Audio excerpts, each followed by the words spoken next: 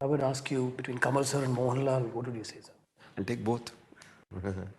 But what was it like to work with Mohanlal, sir? I think it was fantastic. I think it was just absolutely fantastic. Mohanlal is, I think if I ask you between Raja and Rahman, what will you say? It's the same thing. You know, I mean, they're two different kinds, but they're just fantastic. And it was, such a dream to have an actor on the set who delivers. Then you don't have to worry about the scene. You just have to capture it.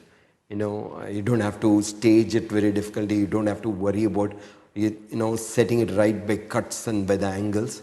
But just be there to capture the performance. So your job becomes a lot more simple. So, I mean, with Mohanlal, it is the ease with which, the nuances that he picks up and the details that he puts in.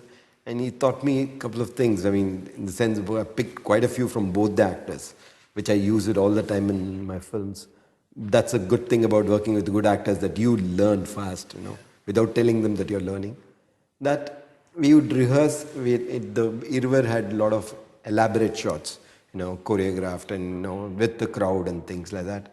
So the shots would be difficult, and that's the style that we had picked up. And we would roughly mark it so that the crane could be set up and everything would set. And after that, we'd just mark it. But he would say, let me not fix it 100%, where I'm crossing that person, So let me not do that. Let there be some unexpected thing. He is the one who called it a happy accident. He says, if I'm walking and suddenly if my dhoti is coming off, then I'm doing something which I have not planned, Or if somebody comes and, comes the wrong way, I stop and I have to move. And it is not in the dialogue rhythm. Okay. But it just makes it a little more real.